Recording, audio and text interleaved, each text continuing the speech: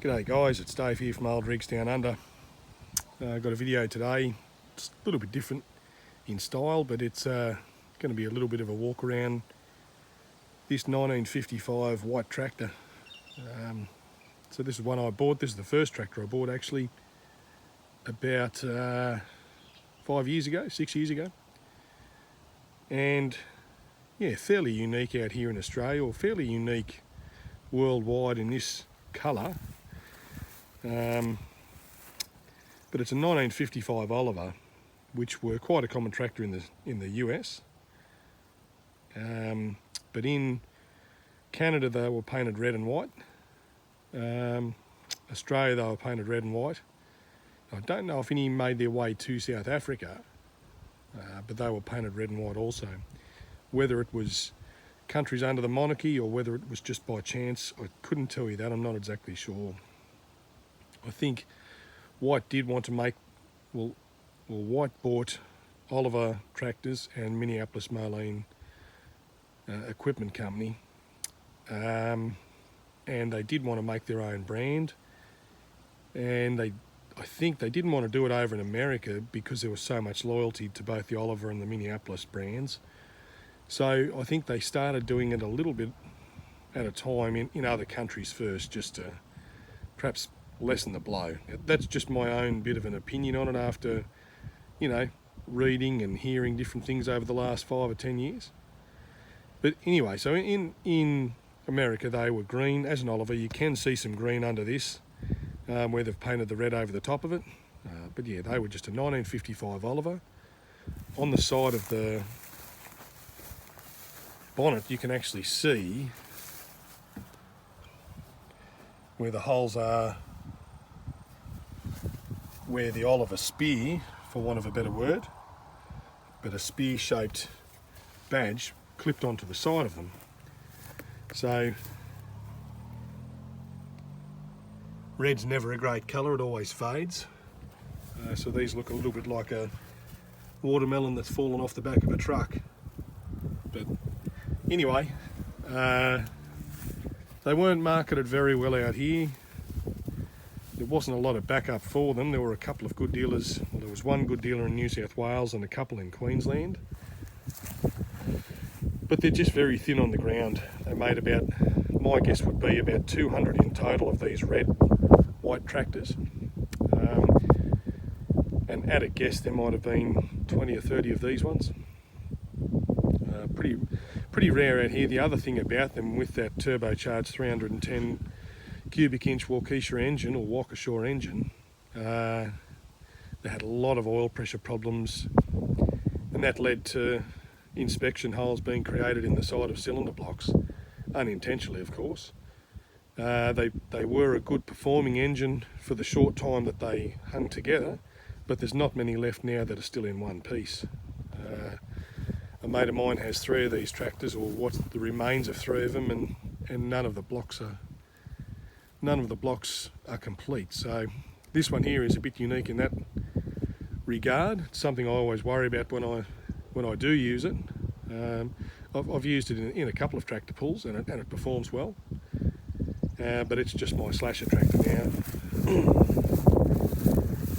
I know the guys in America, you probably don't call it a slasher. It might be a brush hog or something like that. But yeah, it's just a trail behind grass cutting machine. So we'll just call it a slasher for the time being. But anyway, this tractor, yeah, while it's still together, not working it very hard, it's been a pretty handy thing for me. It's always nice to justify the use of an old toy. But it's got these fender fuel tanks on it, which are a bit unique to the brand. So it was an open station tractor from new, and this cabin here was made in Warwick Nabil in Western Victoria. So yeah, it's a fairly unique design, but it fits over the top of the fender fuel tank, so there's not a lot of room inside it,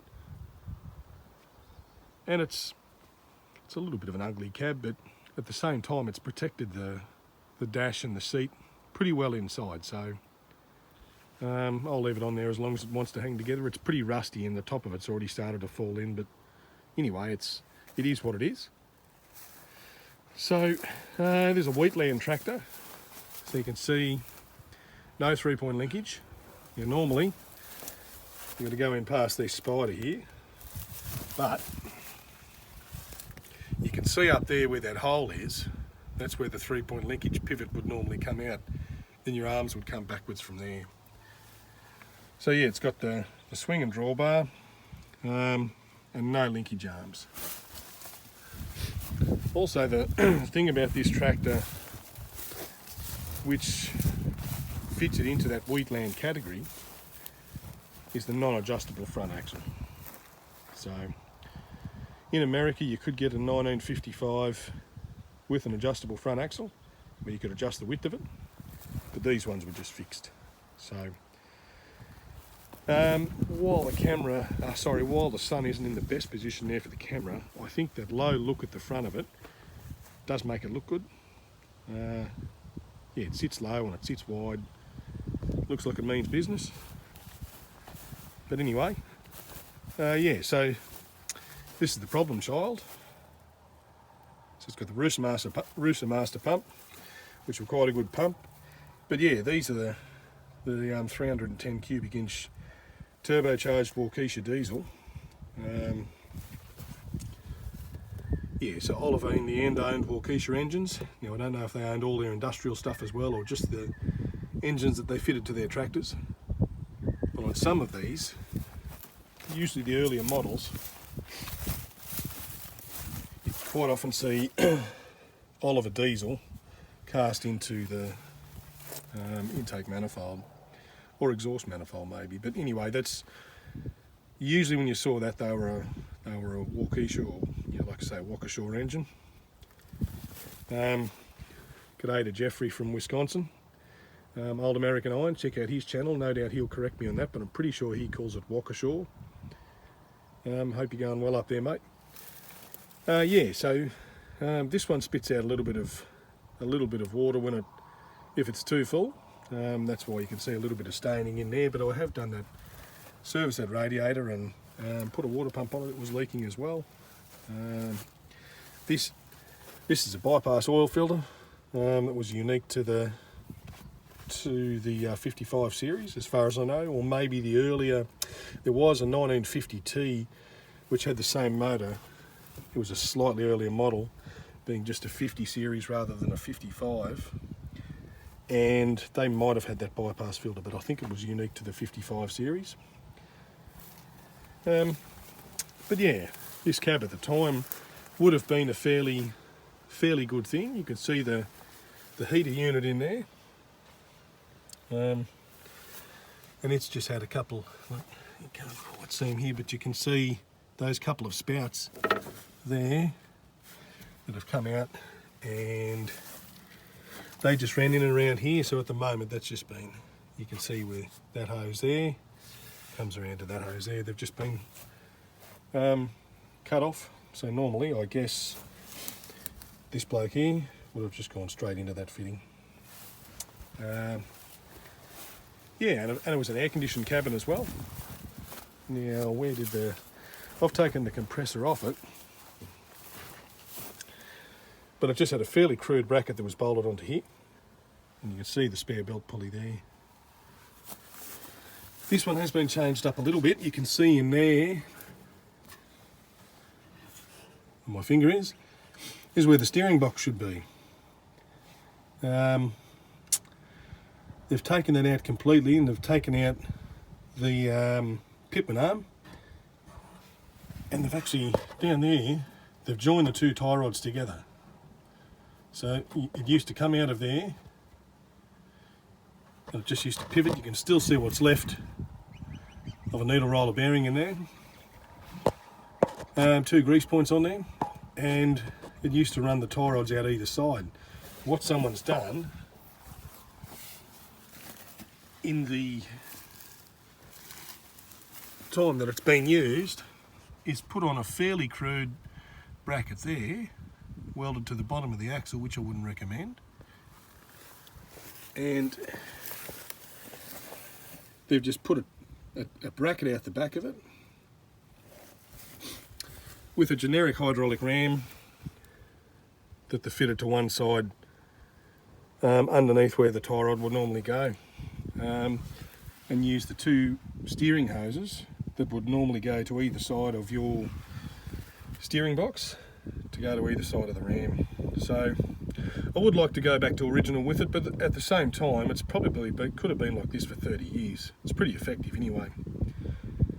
But yeah, otherwise, look, with jobs like that, you just do what you have to do to get it out of trouble sometimes. And if that system ever failed, well, yeah, if it ever failed, I would probably go back to original. I mean, I have had that piece made because it popped out on me, that that tie rod there once, and it's a bit of a crude setup, but I didn't have any spare parts around me then. So now that I've got a few on hand, it's something I will do eventually. But you've got to take the radiator out, and yeah, that's what I'll do. I'll probably put a front seal in while you're going. The steering box will run pretty close to that front pulley. But anyway, that's not for today. So defining feature of the 55 series that you can see from the front is the headlights. So before the 55 series, they just had the Olivers just had a filled in section up here and your Oliver badge in the middle. So they hollowed them out and put the two headlights in there, and then what they used to do was fit lights into the front of these fuel tanks. So you did have a little bit of a lighting option on the 55 series, which, I mean, a lot of people, I guess in America, would have adapted lights onto their 55 series. 50 series. It's not like tractor driving at night time's a new phenomenon. They had bolt-on weights on the front. This tractor, to my knowledge, has never had it. Still a lot of caps in there. Look like they've been there a long time. I think it'd probably take away from the look of this one. You wouldn't see as much of that Wheatland front axle. So, but anyway, that's what you can see. These whites from the 55 series onwards had a 6-speed gearbox, which the earlier models did have as well, but they had a 3-speed power shift. Now this unit here that you can see behind the engine is a 3-speed power shift. That's the dipstick for it there, and it runs straight out the back. Get the umbrella glass out of there. Straight out the back, and you can just see in there where it goes onto the front of the gearbox, front of the 6-speed section, is a chain coupling. So yeah, that's pretty sure they use them on the 50 series as well, but I'm just not sure on that. I've never worked on a 50 series, so I couldn't be sure. But they were only a 2-speed power shift, so maybe they were a little bit shorter. But yeah, that's the filter for the power shift, and that's just your own control from your cabin for your 3 speeds. So yeah, so all of these Olivers to this point, or the 50 and the 55 series, used this cast bathtub frame. There were a couple of different styles. The one with the Perkins in them, which is an 1850, earlier model than this, they stepped inwards a little bit there. They were a little bit different. Then the one for the V8 tractor was a little bit different again. Had a cutout for the filters on the other side. But yeah, then it goes back into that rear housing, which you can still see quite a bit of green on that. And that's where the 6-speed is. And then that's your brake housing there.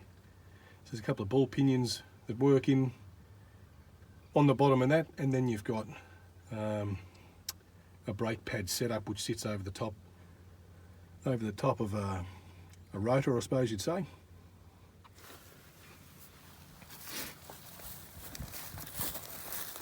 But yeah, what they did after that was go into a this is a 73 model. They made them in 1974, and then in about 1975, I think it was, is when they did away with the Oliver shape and the Minneapolis Moline shape, and they made them into a proper white with their own unique grey and silver sheet metal and cab. And apart from one model, they all adopted this cast frame setup. So all of the whites, basically from 1976 onwards, I think, maybe 77 onwards, utilised that style of frame. They utilised the 6-speed with 3-speed power shift. The smaller tractors all use this same arse end. There were a couple of very early models of the silver tractors which used outboard planetaries. But after about 1976 or 7, I don't think they did that anymore. So 2-speed PDO, you can have 1000 RPM option or a 540 RPM option for your PDO. It's a matter of changing shafts. See that spider, he's having a bit of a go there. He's not real happy that I broke his web up before. He's not going to be real happy when I start this tractor here shortly. I'm not exactly sure what it is, but it's I think it's an orb weaver or an orb spider, ORB. They're really good at just, look at what he's built on there. He's built it on the cable tie. Look at that. So if you want to be a real home wrecker, you can flick that, just give him the shits. But anyway, yeah, I think that's what they are, an orb weaver. They get between trees and machinery and stuff, and I think they're sponsored by the Karate Association of Australia, because whenever you walk into one, you end up inadvertently doing a bit of a Jackie Chan style move, trying to get it off your face or your head or whatever it might be. So yeah, they're pretty handy. You can have a plague of insects and they never seem to catch too many. But anyway, yeah, we'll give him a taste of a PDO shaft here in a minute anyway, see what he does. We'll see what he wants to do. He can join the old rigs down under catch cry. But look at him there. Got a few on the veranda. They seem to just build a web in no time at all. So that ARA air conditioner, I think they're a Texas-based company. Might be a place called Little Prairie, Texas or something. There's a sticker up on the inside of the roof.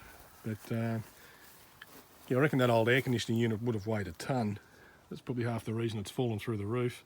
Anyway, these bell cabs from Warwick Nabil had a pretty unique handle on them.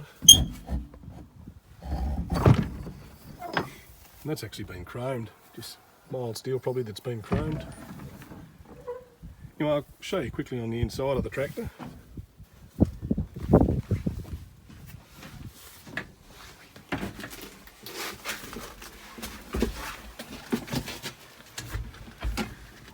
Yeah, so you can see, it's a bit hard to probably, but see that lining's just fallen out of there a bit.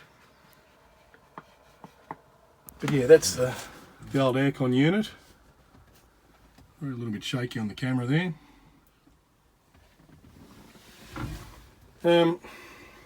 Yeah, so here we have the dash.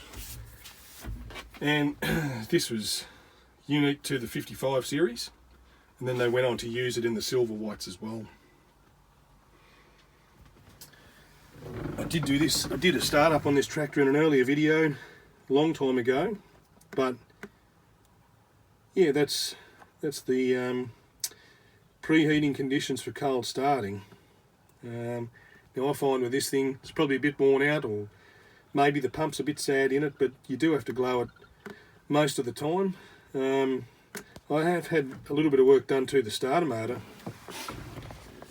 but it's still a little bit slack. Doesn't seem to spin it over too quickly. I could probably put two batteries in it, build some heavier leads. There's a few things I could do. And I'll just see if it starts in a minute. Yeah, nearly 3,600 hours. Righto. We do have some battery power there, so I'll give it a glow. It's not cold here today. It's the wind's got a little bit of cool about it, but it's probably 18 or 20 degrees or something like that. A little bit of cloud cover. But yeah, as you can see, having all of this protected, all that wood grain decal on there, in and around the gauges and the steering column has been pretty well protected. So as ugly as the cabin is, it's been pretty good for that. Sorry, I had that camera zoomed a little bit then, that's why my hand looked like that of a giant. So our controls over here, this lever here, that's your throttle, and the shorter one down there is your 3-speed power shift. You can see down beside the key there is the gear pattern. So there's 2 neutral sections and there's a gate between the 2 neutrals. If that makes any sense, I'll show you in a minute. So at the moment, this is in the bottom neutral section. Put a bit of weight on it and shake it up and it goes up. So you've got access to each of those 4 gears, or 3 gears and a reverse, in both your top and your bottom neutral section. So you can't really change on the go between ranges, but you can change from 3rd to 5th to 6th if you want to, and in turn from 1st to 2nd to 4th in your top range. But that's never really practical to go up your 3 gears at once, because you've got your 3-speed power shift. You can start off, sometimes you start off in 5th, just so you don't have to start in road gear 6, and just get yourself rolling in 5th and just gently bring it down to 6th, and then use your power shift to go up to your top speed when you're on the road. But anyway, I'll just give this thing a little bit more of a glow, see what it wants to do, eh? It's a fairly standard tractor. The muffler that was on it was pretty ugly when I got it, pretty rotten. I was sort of fallen over, so I just put that one on. It is a little bit small, probably suit, you know, a Massey 65 or like a Ford 5000 or something like that. But anyway, it's all right. I probably should have put a straight pipe on it, but you don't want them to be too rowdy when you're driving them. This thing makes enough noise through the hydraulics and the bloody gearbox anyway, so you don't need any more noise.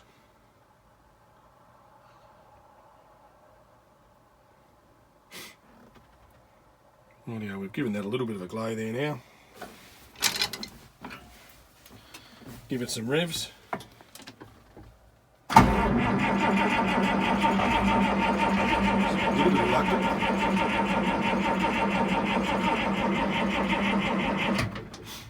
She's not real happy there. Yeah, see, there's not a lot of crank in that starter. Like, it's pretty slow, and I reckon if I put a ute on that with a set of jumper leads, it'd probably go straight away. You just spin that a little bit quicker. For anything that's a little bit tired, or an older style diesel system, that spinning them over quickly just fires them up. I reckon that's why the Macs tend to start well, as long as they don't have fuel drain back. That Ingersoll round air starter motor, it just spins them into life really quickly. Anyway, I'll give this thing one more go on the key. I'll just glow it a little bit more, but it was just starting to blow a bit of smoke there. But like I say, I reckon it's just a bit sluggish, and it might not go. Anyway. I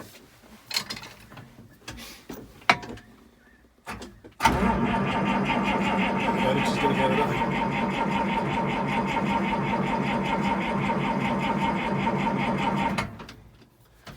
That's a bit of a bugger.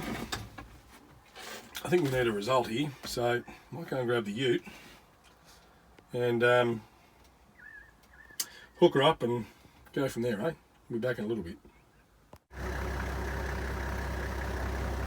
Okay, I've just got you set up there. I don't know how it'll turn out, but anyway, if I'm too close to that ute with the engine running, it'll just be very hard to hear. So I'll give it a go. I'm just going to hook the leads up to it there. I'm going to put them straight onto the starter motor. And the reason for that, I've already got those leads going from the battery on the other side across to the starter motor on this side are already getting a bit warm. So Probably tells me two things. Might have a bit of a high resistance joint in there, maybe a bad earth or something like that, but there are only small lines as well.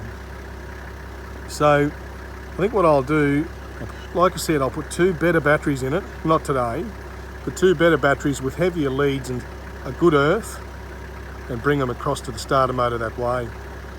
But just for today, you heard what it sounded like before with the fairly slow cranking. So I've got the ute running there now. I'm not going to rev it up or anything. So we're putting out it's 14.5 volts, single battery in that ute. So I'm just going to hook it straight onto the starter motor, and I want you to take note of the difference in the spinning speed, or cranking speed I should say. I'd like to think it'll probably fire straight up. Anyway, I'll give it a crack.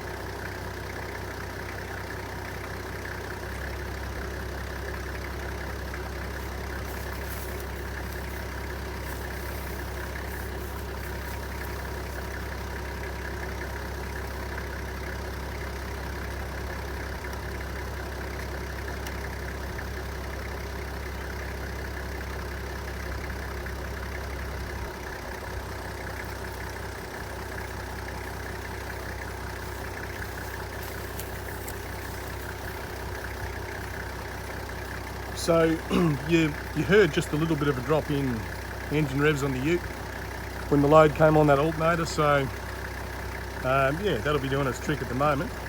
So just as it is, I'm just going to try and give that thing a spin up, and let's see what it wants to do, eh?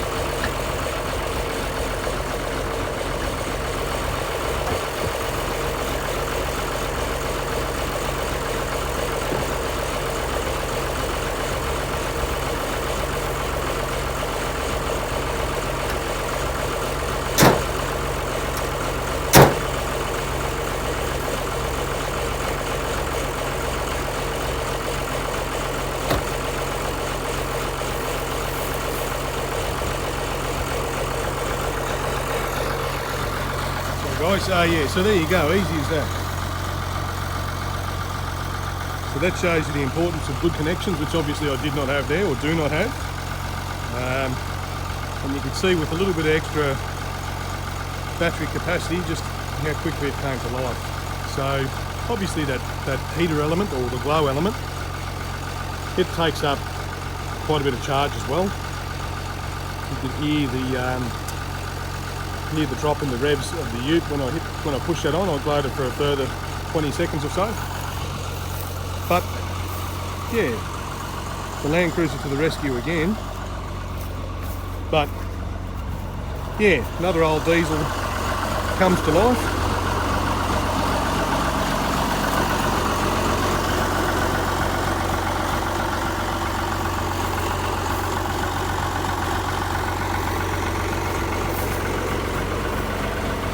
I wish you could smell that magnificent diesel smoke through the video.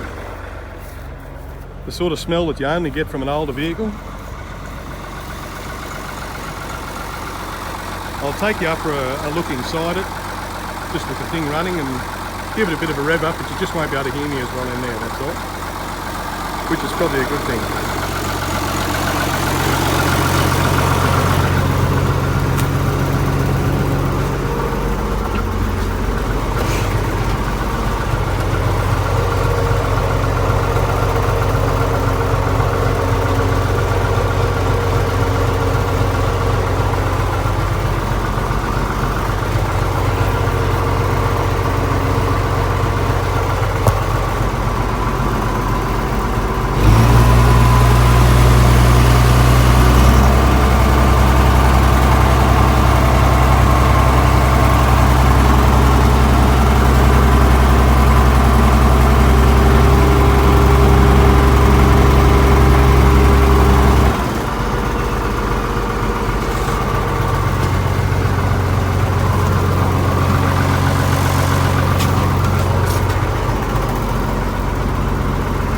You've got two remote levers on these tractors.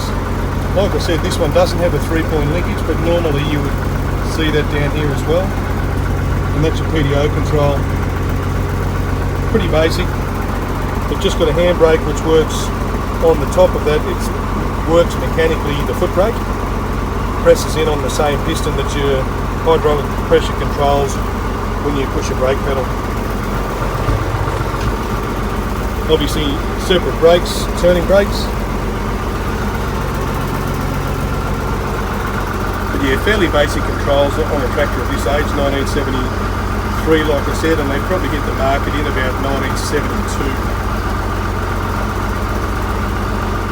Maybe 71 over in the States, but that's just a guess.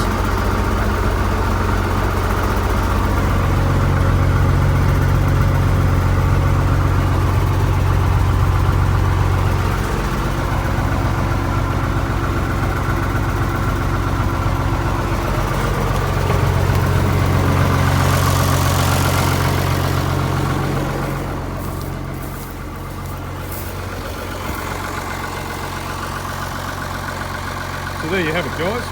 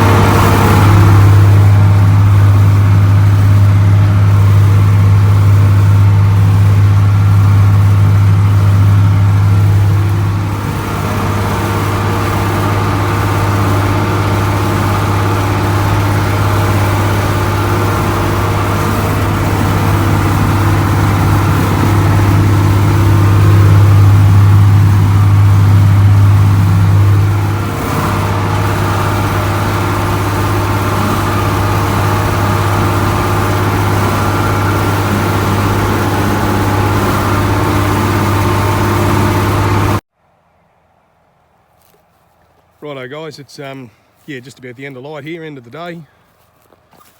Yeah, I'll just show you what the slasher's done, the servo. Doesn't do a bad job.